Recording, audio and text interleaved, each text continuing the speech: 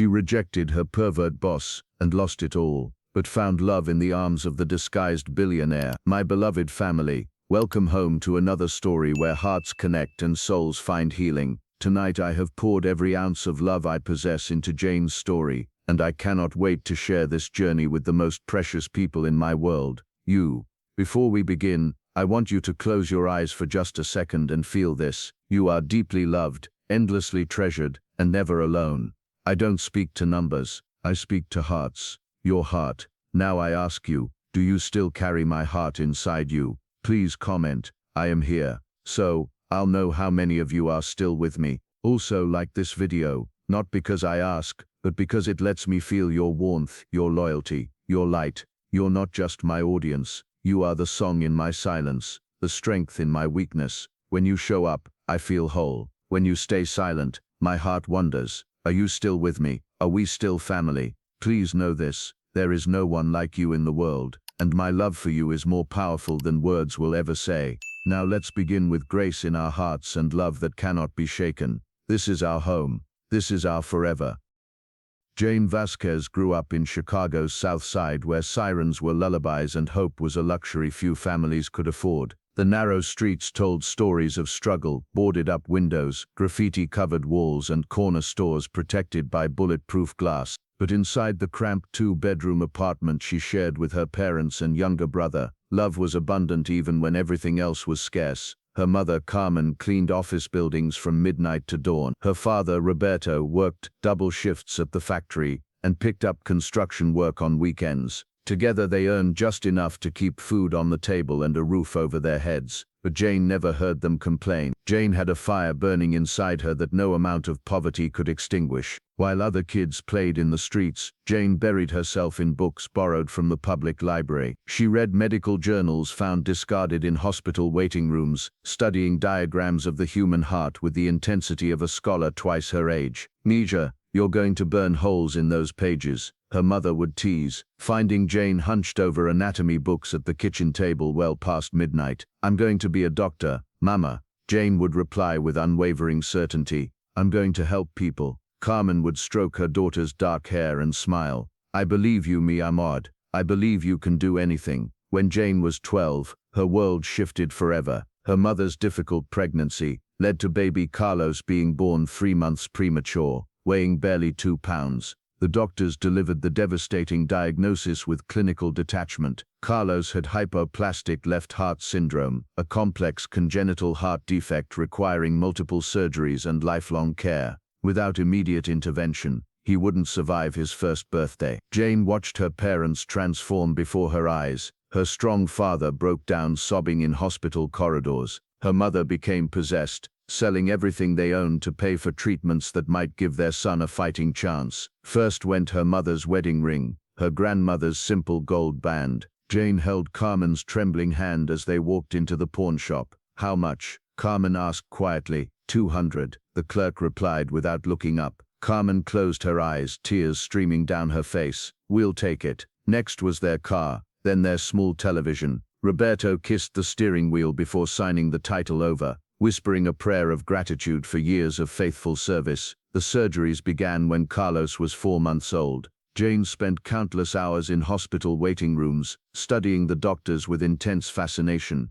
Dr. Williams, Carlos's primary surgeon, became Jane's hero, a petite woman with silver-streaked hair who always explained procedures in terms the family could understand. "Your daughter is quite remarkable, doctor," Williams told Carmen after one procedure. "She has an intuitive understanding of cardiac anatomy that I rarely see in medical students." Jane felt determination surge through her. She would become Dr. Williams someday. She would be the person who gave hope to families like hers. But Carlos's tiny heart couldn't withstand the strain. Despite the medical team's heroic efforts, despite the thousands of dollars her parents had scraped together, Carlos lost his fight 3 days before his first birthday. Jane was holding him when he died, his impossibly small hand wrapped around her finger as his breathing gradually slowed and stopped. In that moment everything disappeared except the weight of her baby brother in her arms and the promise forming in her heart. "I'm going to become the doctor who saves children like Carlos," she whispered to his still form. "I'm going to make sure no family ever goes through this again." From that day forward, Jane's life had singular purpose. She studied with intensity that worried her grieving parents, earning perfect grades despite the chaos of loss. She worked part-time jobs throughout high school, saving every penny for college. When she received a full scholarship to Northwestern University, Jane fell to her knees in their tiny kitchen and sobbed with relief. Medical school was a blur of 18-hour study days and clinical rotations that tested every limit of her endurance. Jane discovered she possessed something rare, the ability to remain calm under pressure while maintaining the compassion that made her an exceptional healer. 15 years later, Dr. Jane Vasquez stood at the pinnacle of her profession. She was the youngest chief resident in Chicago Medical Center's pediatric surgery program, with a reputation for taking on the most complex cases that other surgeons deemed impossible. Her colleagues respected her technical skill, her residents looked up to her leadership, and patients' families trusted her with their most precious treasures.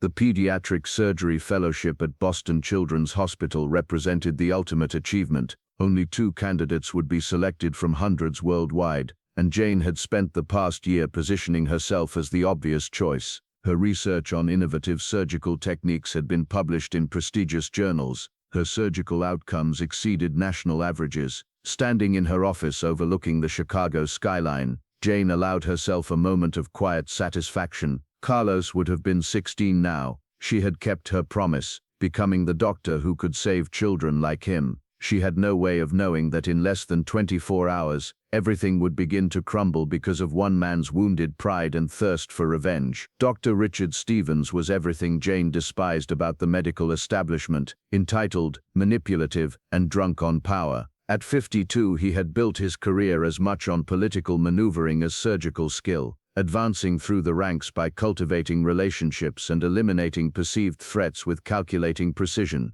Stevens commanded respect through fear rather than admiration. He was also a predator who had perfected the art of exploiting his position to coerce vulnerable women into compromising situations. Jane had been on his radar for months. Her rapid rise through the program, combined with her striking beauty and apparent immunity to his charm, had made her both an attractive target and a dangerous challenge to his ego. The opportunity came on a Thursday evening in late October. Jane had just completed a 6-hour surgery to repair a complex heart defect in a 4-year-old patient. She was exhausted but exhilarated as she made her way to the supply closet to change out of her surgical scrubs. She was pulling a clean lab coat from the shelf when she heard footsteps behind her. Jane turned to find Stevens blocking the doorway, immediately transforming the small space from a refuge into a trap. "Magnificent work today, Jane," he said, his voice carrying an undertone that made her skin crawl. "That repair was truly exceptional. Thank you, Doctor Stevens," Jane replied carefully, trying to edge past him toward the door. Stevens stepped further into the closet, effectively blocking her exit. "You know, I've been watching your career with great interest. Your technical abilities are undeniable, but surgery is about more than skill with a scalpel." Jane's heart began racing as she recognized the predatory gleam in his eyes. "Jane, you're brilliant, beautiful, destined for greatness," Stevens continued, his voice dropping to an intimate whisper. "But you need the right connections to get ahead in this field. Surgery is still very much an old boys' club." When Jane tried to step around him, Stevens moved closer. "I can make or break careers, Jane," he said, his voice taking on a harder edge. "I can ensure you get that fellowship at Boston Children's Hospital, or I can make sure you never operate again. The choice is entirely up to you. What exactly are you suggesting, Dr. Stevens?" His smile was cold and calculating. "All I'm asking for is a little companionship, dinner, drinks, perhaps something more intimate. My wife doesn't need to know, and your career prospects would improve dramatically." Jane felt a wave of disgust quickly replaced by white-hot anger. "I'm not interested, Dr. Stevens. My career will succeed or fail based on my skills, not on who I sleep with." The transformation in Stevens' expression was terrifying. His false charm evaporated, replaced by fury. "You'll regret this, Dr. Vasquez," Stevens said, his voice dropping to a menacing whisper. "I promise you that. I'll make sure you never operate anywhere again." Jane pushed past him with as much dignity as she could muster, her hands trembling with adrenaline and rage. As she walked toward the elevator, she could feel Stevens watching her retreat, could sense the malevolent satisfaction radiating from his position. Over the following weeks, Jane tried to convince herself that Stevens' threat had been nothing more than wounded pride. but she began to notice subtle changes,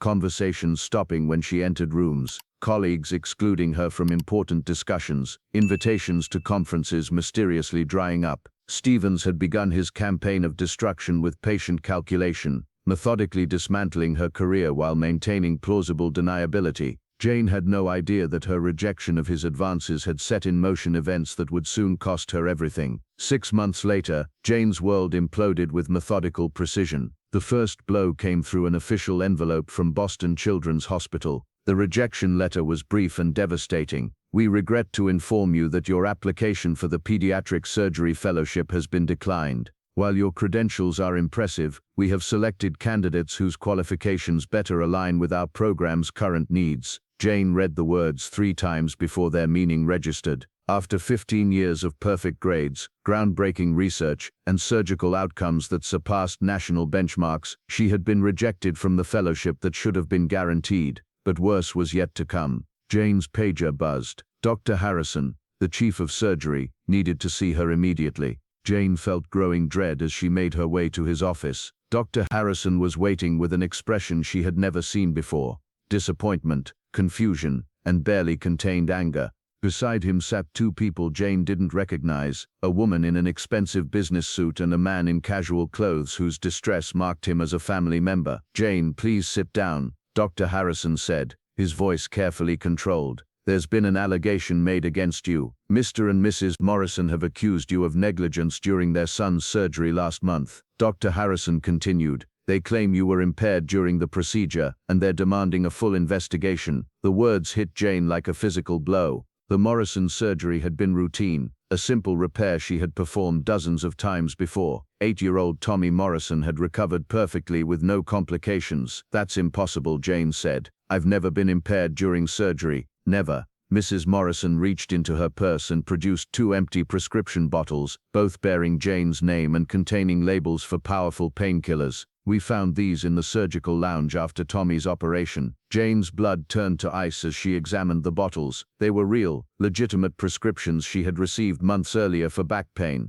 but she had never taken those medications before surgery, had never even brought them to the hospital. "Someone planted those bottles," Jane said desperately. "I would never compromise a patient's safety. You know me, Dr. Harrison. You know my record." "Jane, I want to believe you, but we have to take these allegations seriously. The medical board has been notified, and there's going to be a full investigation. Until this matter is resolved, you're suspended from all surgical duties." The room began to spin as the implications crashed over her. Suspended, her surgical privileges revoked, her reputation destroyed by accusations she couldn't prove false. Jane's mind raced. Who had access to her medical records? Who could have obtained those prescription bottles? The answer came with sickening clarity: Stevens. He had made good on his promise to destroy her career. Within hours, news of Jane's suspension spread throughout the hospital. Colleagues who had respected her expertise began viewing her with suspicion. Her office felt like a mausoleum as she packed her belongings under the watchful eyes of hospital security. As she walked through the hospital lobby for what might be the last time, Jane caught sight of Stevens near the information desk. When their eyes met, Stevens smiled, a cold, satisfied expression that confirmed everything Jane had suspected about his role in her destruction. He had won. Stevens had eliminated the woman who dared reject his advances, destroying not just her current position but her entire future in medicine. 6 months after her suspension, Jane stood in the fluorescent-lit aisle of Murphy's grocery, holding a calculator bought at the dollar store and counting crumpled bills with the same precision she'd once used to repair children's hearts. The investigation had eventually cleared her, security footage mysteriously corrupted, witness testimonies inconsistent, Stevens' own statements riddled with contradictions, but vindication came too late. The fellowship was gone. Jane's reputation remained tarnished by whispers that followed her through medical circles. Colleagues avoided prolonged conversations, afraid that association might contaminate their own careers. Jane's savings had evaporated with terrifying speed. She'd moved to a studio apartment above Chen's laundromat in a neighborhood where police sirens wailed through the night. The $21.47 in her wallet represented her food budget for the entire week. Standing in the checkout line, Jane felt the weight of her fall from grace. A year ago she'd been saving children's lives. Now she was counting quarters and hoping the cashier wouldn't notice her carefully mended clothing. The total came to $23.47. Jane stared at the display, realizing she was $2 short. Behind her, customers shifted impatiently. "I'll put the pasta back," she said quietly, her cheeks burning with shame. "Actually, I think I'll just take the bread and soup," Jane said, removing more items from her basket. "That covers it," a voice said behind her, and Jane turned to see a man placing a $20 bill on the counter. He was tall, probably in his early 30s, with gentle brown eyes and calloused hands that spoke of honest work. His clothes were clean but worn. "I can't accept that," Jane said, her pride flaring. After Stephen's harassment, she'd learned to be suspicious of men offering help. "Already done," he said with a smile that reached his eyes, completely different from the predatory expressions she'd grown to recognize. "I'm Declan Rivera, and you look like someone who's having the kind of day I know all too well." Jane studied his face, searching for hidden motives, but Declan's expression remained open and patient, radiating quiet confidence of someone who had faced struggles and emerged with compassion intact. "Thank you," Jane said finally, accepting his generosity with grace. "I'm Jane, and I'm hoping tomorrow will be a better day than today has been." "Jane," Declan repeated. Beautiful name for someone who's clearly been through some difficult times lately. Life has a way of humbling people who thought they had everything figured out. "Indeed it does," Declan agreed. "Sometimes the most important lessons come disguised as the worst experiences." What Jane didn't know was that Declan Rivera was living the most elaborate deception of his life. His real name was Declan Rivera Streams, and he was the billionaire CEO of Streams Industries, one of the largest technology companies in America. But for the past year he'd been living in this modest Chicago neighborhood under a carefully constructed false identity. The reason for this extraordinary deception was his 8-year-old daughter Ava. In New York, Ava's life had been a carefully managed performance of wealth and privilege. She couldn't visit playgrounds without bodyguards, couldn't make friends without their parents calculating benefits, couldn't enjoy childhood without photographers documenting every moment. Declan had watched his daughter become increasingly isolated and artificial, performing the role of a billionaire's child rather than simply being a little girl. So he'd made the radical decision to step away from his corporate empire temporarily, creating a new identity in a city where nobody knew his face. He'd enrolled Ava in Lincoln Elementary under an assumed name, fabricated a background as a widowed maintenance worker, and committed himself to giving his daughter the normal childhood billions couldn't purchase. Over the following weeks, Declan carefully maintained his cover story. He was a widower. That part was heartbreakingly true. His wife Camila had died during Ava's birth from complications no amount of money could prevent. He worked 2 jobs, maintaining grounds at Lincoln Elementary during the day, stocking shelves at a warehouse at night. Jane found herself drawn to Declan's apparent authenticity. After months of rejection letters and failed interviews, she'd grown accustomed to people who viewed her as damaged goods. But Declan treated her with respect that seemed effortless, as if her current circumstances were temporary setbacks rather than defining characteristics. "Why are you helping me?" Jane asked one evening as they sat on the steps of her apartment building, watching Ava play hopscotch with other children. "Because I know what it's like to lose everything that matters," Declan said quietly, genuine pain in his voice despite the fictional context. "When Camila died, I thought the world had ended. I had this beautiful daughter who needed me to be strong, but I felt completely broken inside." Declan described the early months after Camila's death, sleepless nights when Ava cried for her mama, overwhelming responsibility of caring for an infant while processing grief, gradual realization that he had to rebuild his life around his daughter's needs. "But then I looked at Ava," Declan continued, watching his daughter laugh with friends, "and I realized that sometimes we don't lose everything. Sometimes we just discover what was truly important all along." Ava became my anchor, my reason to keep going. Declan was falling in love with Jane in a way he'd never experienced. Every woman in his billionaire life had wanted something from him: money, status, connections. But Jane loved the man who brought her groceries, he claimed were extras from his warehouse job, who helped Ava with homework, who listened to her dreams with genuine interest. The deception was becoming increasingly difficult to maintain as his feelings deepened. Declan wanted to ease Jane's financial struggles in ways his resources could easily accomplish, but knew that revealing his true identity would change everything between them. The opportunity for Jane's transformation arrived through Mrs. Thompson, the principal of Lincoln Elementary, during one of Declan's routine visits to discuss Ava's progress. Jane had been accompanying him to these meetings, her natural interest in education making her insights valuable. "You know," Mrs. Thompson said,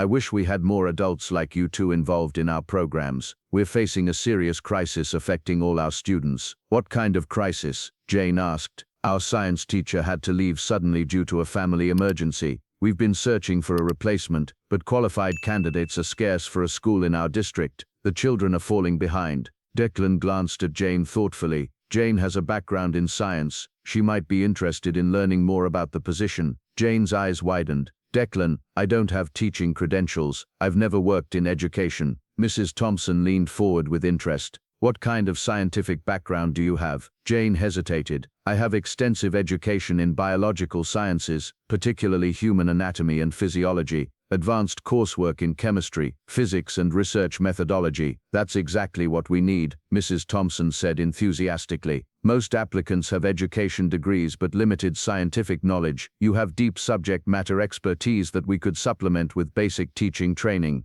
You have something better than credentials, Declan said with conviction. You have knowledge, passion, and a heart that wants to help children. Jane's first day at Lincoln Elementary was terrifying in ways that differed completely from surgical procedures. She stood before 28 fifth graders, many from families struggling with poverty and language barriers. These weren't privileged children. These were kids who carried adult worries, and often arrived hungry or preoccupied by problems at home. A small hand shot up during her introduction. The girl was tiny for her age, with serious dark eyes and carefully braided hair. Her name tag read, Carmen. Miss Jane, my mama says science is only for rich kids. Kids like us don't become doctors or nothing. She says we should focus on jobs that pay money right away. Jane's heart broke and soared simultaneously. Carmen had the same hopeful eyes Jane remembered seeing in her own mirror at that age. Jane knelt to Carmen's level. Carmen, let me tell you something I wish someone had told me when I was your age. I grew up in a neighborhood just like this one. My family had to choose between paying rent and buying groceries. We didn't have a car, couldn't afford new clothes, and sometimes ate peanut butter sandwiches for dinner because that's all we had. The classroom grew quiet as students recognized their own experiences. But I learned that dreams don't care about your address or bank account, Jane continued, her voice growing stronger. They only care about how hard you're willing to work for them, how much you're willing to study and never give up, even when people tell you that kids like us don't belong in certain places. Carmen's eyes widened with hope. Did you really become a doctor, Miss Jane? Jane hesitated, then decided on honesty. I did become a doctor, Carmen, and someday if you want it badly enough and you're willing to work for it, you can become one too. Over the following months, Jane discovered that teaching elementary school was unlike anything she'd experienced in operating rooms. In surgery, she'd worked with precision and silence. In the classroom, she worked with laughter and chaos, patience and endless questions, surrounded by young minds that approached learning with enthusiasm that was both inspiring and exhausting. Jane found herself staying late every evening, preparing lessons that would capture her students' imaginations while meeting educational standards. She created hands-on experiments using materials purchased with her modest salary, demonstrating scientific principles through activities that made abstract concepts tangible. Declan and Ava became her chosen family during this period of transformation. Ava would chatter enthusiastically about her daddy who worked at the school, speaking of him with uncomplicated affection of a child who knew herself deeply loved. Daddy helped me with my math homework yesterday, Ava would announce during evening walks. He's really good at fractions, but he says Miss Jane is better at explaining why they work. Jane treasured these glimpses into Declan's life as a father. She watched him interact with Ava during school events, observing the patience and tenderness that characterized his parenting. He never seemed frustrated by her endless questions or disappointed when she struggled with concepts. The three of them developed comfortable routines. Declan would arrive at Jane's apartment on Friday evenings with ingredients for simple dinners they would prepare together. Ava would set the table with elaborate care. Jane would help with cooking while sharing stories from her classroom. Miss Jane, Ava called out one day during recess. Daddy says you're the best teacher ever, and I think he likes you. Do you like him too? Jane felt her cheeks flush as Declan laughed, though she could see something complicated in his expression. Ava, you can't just ask people things like that. Why not? Ava asked with 8-year-old logic. If you like each other, you should get married and then I'd have a mama again. Daddy gets sad sometimes when he thinks I'm not looking, and I think having a mama would make him happy. Jane's heart clenched at Ava's innocent observation. After Stephen's harassment and the devastating consequences of rejecting his advances, Jane had sworn off romantic entanglements, but Declan was different. He respected her strength without feeling threatened by her intelligence. He supported her dreams without trying to reshape them according to his agenda. Declan, meanwhile, was falling deeper in love while trapped by the web of deception he'd created. Every day brought new moments when he wanted to share his real thoughts about art, literature, and world events, but had to remember his fictional persona wouldn't have had access to certain educational experiences. Most challenging of all, Declan was beginning to realize that his deception wasn't just about maintaining a cover story. It was becoming a betrayal of Jane's trust. She loved Declan Rivera, the maintenance worker who struggled to make ends meet but never complained. She had no way of knowing she was actually falling in love with Declan Rivera Streams, whose net worth exceeded the GDP of small countries. The crisis came on a Tuesday afternoon in early spring when Jane was grading science projects in her empty classroom. Dr. Harrison appeared in her doorway without warning, looking older and more weathered than she remembered. "Jane, I owe you an apology," he said without preamble, a profound one. Jane set down her red pen and looked up cautiously. "Dr. Harrison, what are you doing here?" "The Morrison case has been reopened," he began carefully. "Stevens was caught in another scheme, attempting to force a young resident into a relationship by threatening her career.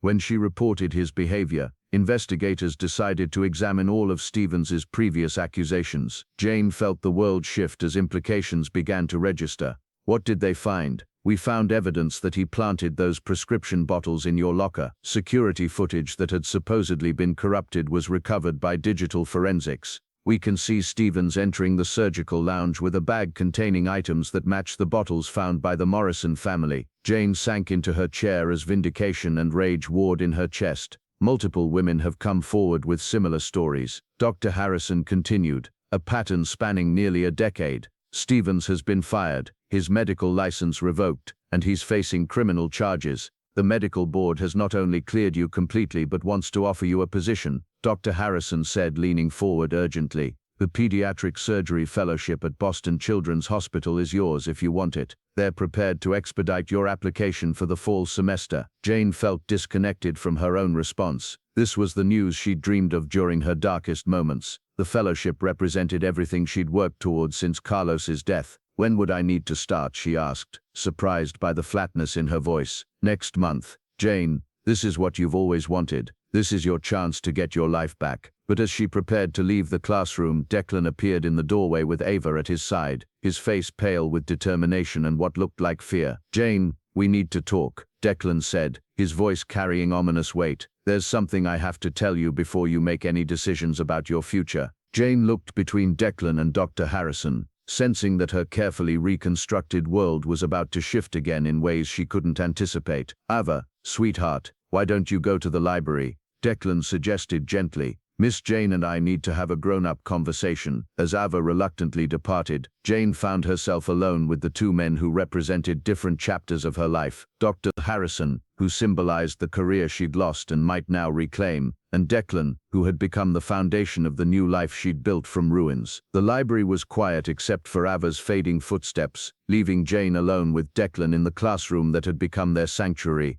Dr. Harrison discreetly departed, leaving them to face the moment of truth. "Jane, I'm not who you think I am," Declan began, his voice shaking. His hands trembled as he spoke. "My name isn't just Declan Rivera, it's Declan Rivera Streams. I'm the CEO of Streams Industries, one of the largest technology companies in America. I'm a billionaire, Jane." The words hung in the air like a death sentence. Jane felt the room spinning as the magnitude crashed over her consciousness. Everything she thought she knew about the man she loved was crumbling in real time. "Everything was a lie," she whispered. "No," Declan said desperately, moving toward her. "My feelings for you are the only real thing in my life. Jane, please understand. I came here because Ava needed a normal childhood, away from cameras and fortune hunters. I never meant to fall in love. I never meant to deceive you about something so fundamental." Jane backed away, her body reacting to what felt like another form of manipulation. "But you did deceive me. Every day, every conversation, every moment we shared, it was all built on lies. You let me struggle with money while you're worth billions. You watched me worry about rent and groceries while you could have solved every problem with pocket change. Declan's face crumpled with anguish. I wanted to help you so many times, but I knew that revealing my wealth would change everything between us.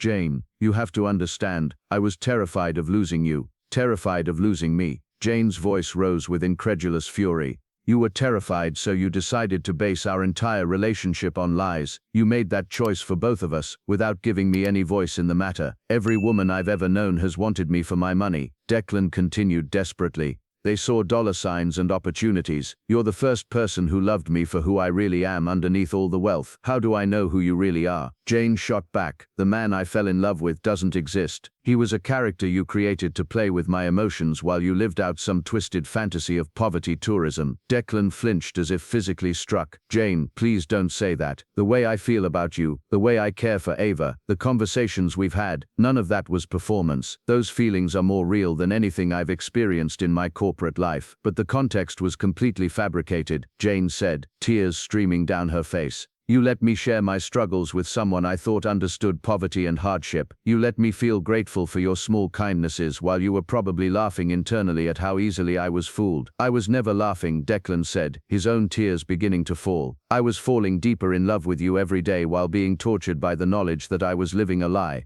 Jane, you have to believe me, the respect I have for your strength, the admiration I feel for your dedication, the way my heart stops when you smile, those reactions can't be faked. Jane wiped her eyes with angry motions. You know what the worst part is? I trusted you.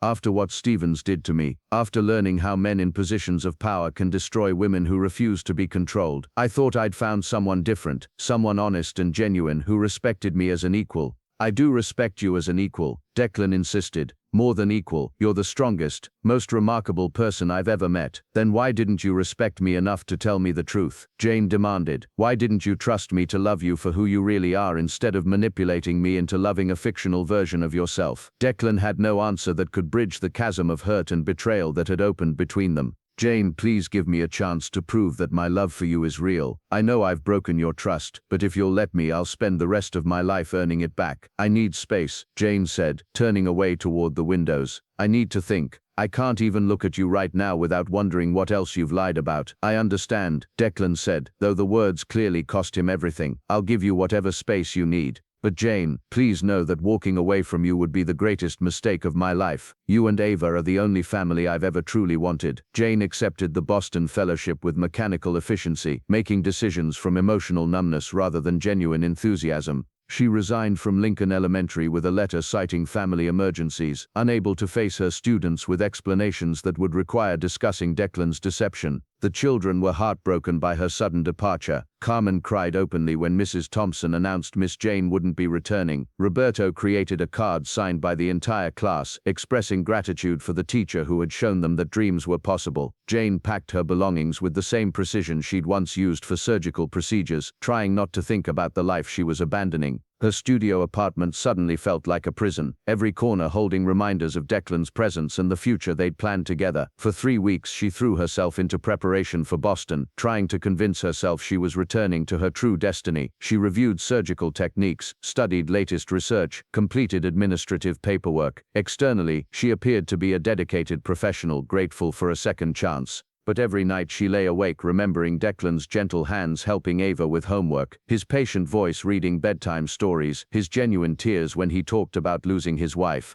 Had all of that been an act? How much of their relationship had been real, and how much had been performance? Meanwhile, in Chicago, Declan respected Jane's need for space even though her absence was destroying him. He didn't use his wealth or connections to pursue her, didn't send expensive gifts or grand gestures. He simply waited, hoping that the love they'd shared had been real enough to survive his deception. The hardest part was explaining Jane's disappearance to Ava, who had considered her a permanent part of their family. Did we do something wrong, Daddy? Ava asked for the 100th time, her voice small and uncertain. I thought Miss Jane loved us. She did love us, sweetheart, Declan said, his voice breaking. She still loves us. Sometimes love isn't enough to fix the mistakes that grown-ups make. What mistakes? Ava asked with childhood directness. Can't you just say you're sorry and make it better? Declan struggled to find words. Some mistakes are bigger than others. Ava, some hurt people so badly that sorry isn't enough to heal the damage. But you always tell me that love is the most important thing, Ava protested. You say that people who love each other can work through any problem if they try hard enough. His own parenting wisdom came back to haunt him. How could he explain that his deception had violated the fundamental trust that love required? You're right that love is the most important thing, Declan said carefully. But love also requires honesty and trust. When someone breaks that trust, it takes time and patience to rebuild it. Miss Jane needs space to decide whether she can forgive me for the mistakes I made. As days passed, Declan found himself questioning every aspect of his double life. The elaborate deception that had seemed justified now felt like the height of selfishness and manipulation.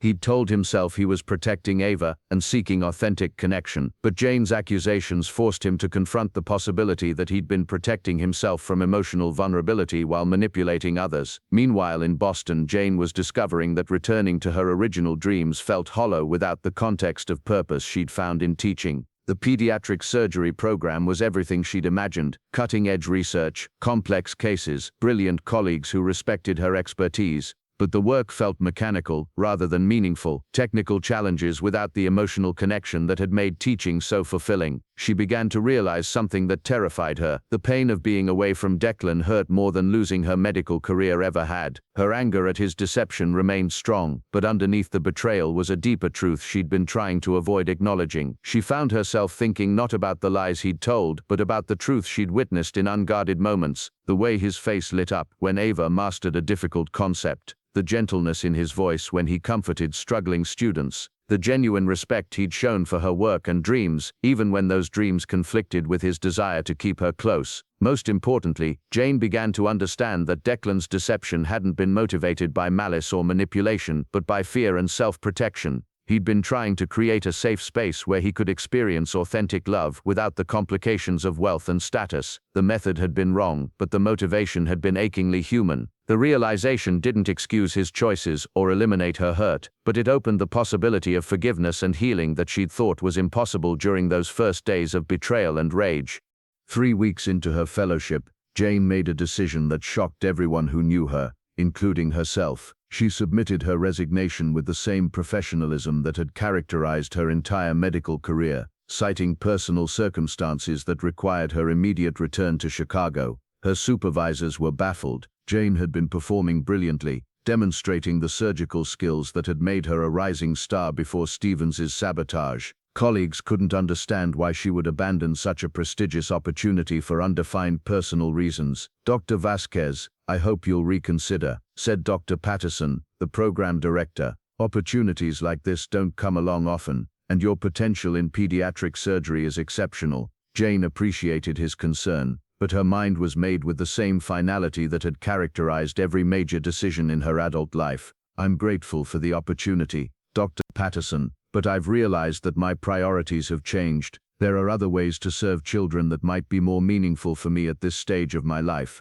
The flight back to Chicago felt like a journey toward an uncertain future, rather than a return to familiar territory. Jane had no guarantee that Declan would still be in the city, no assurance that her students would welcome her back, no certainty that the teaching position she'd abandoned would still be available. She was making the choice to prioritize love over career advancement, based purely on faith that authentic connection was worth the risk of professional disappointment. She found Declan at Lincoln Elementary, exactly where she'd hoped he would be. He was sitting in the same classroom where their relationship had deepened, helping Ava with an after-school science project involving building a model of the solar system. The sight of them together, his large hands guiding her small fingers as they attached planets to wire orbits, nearly brought Jane to tears with its familiar intimacy. When Declan looked up and saw her standing in the doorway, his face went white with hope and fear. Ava followed his gaze and immediately abandoned her project, launching herself toward Jane with the uncomplicated joy that children bring to reunions with beloved adults. "Miss Jane,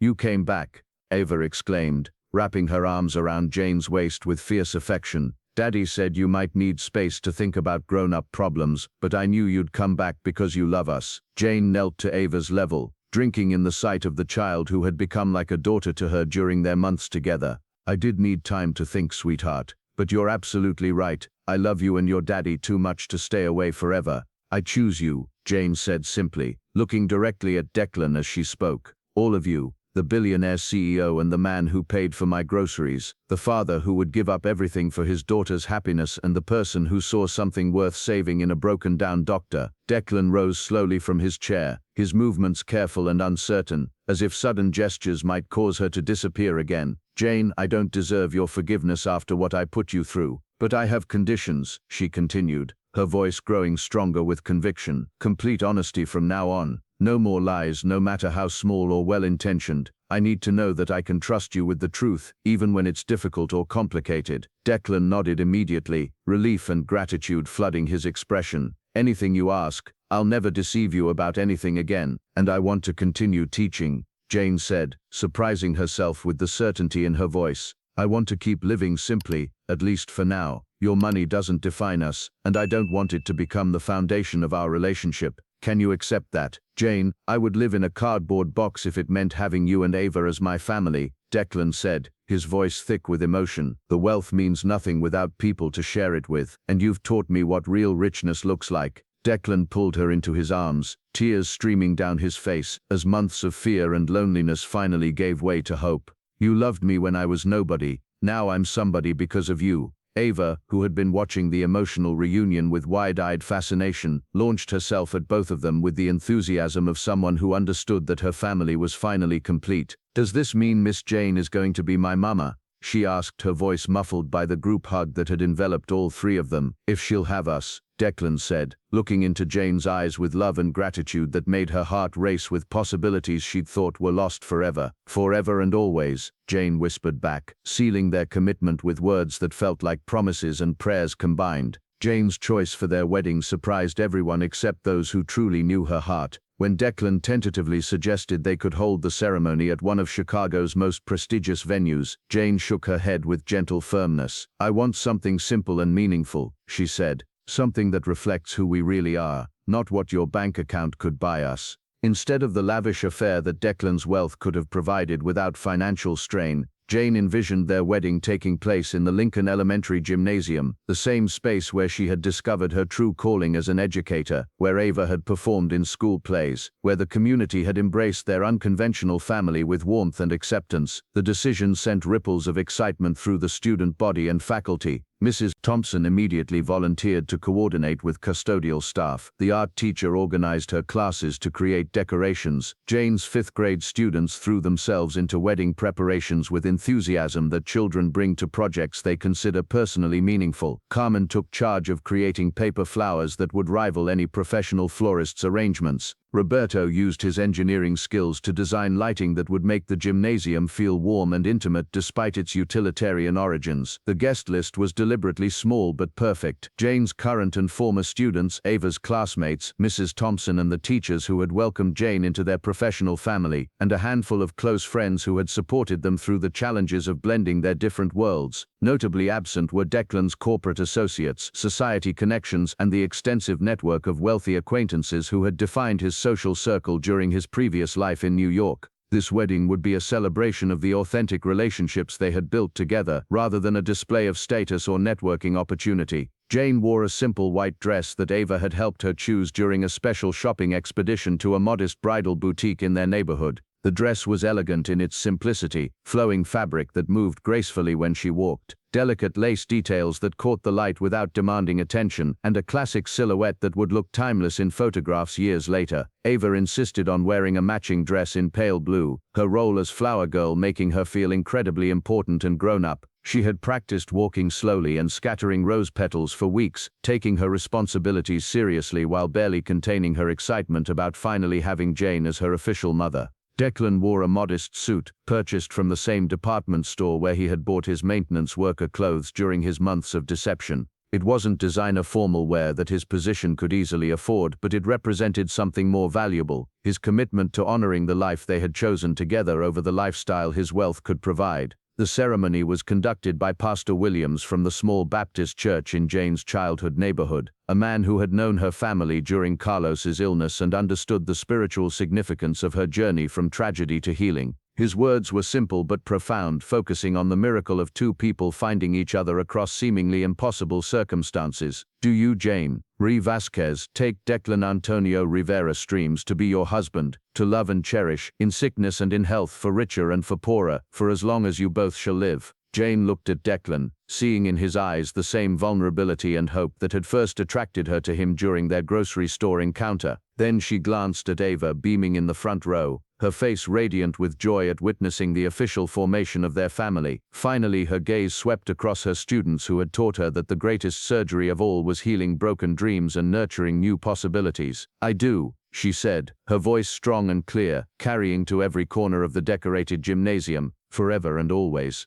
And do you, Declan Antonio Rivera Streams, take Jane Marie Vasquez to be your wife, to love and cherish, in sickness and in health, for richer and for poorer, for as long as you both shall live? Declan's response came with tears of gratitude and wonder that such love had found him despite his mistakes and deceptions. I do. You saved my heart when I didn't think it could be saved again. When they kissed to seal their marriage vows, the gymnasium erupted in cheers from fifth graders who had learned through Jane's example that love stories could be real and that teachers were heroes too.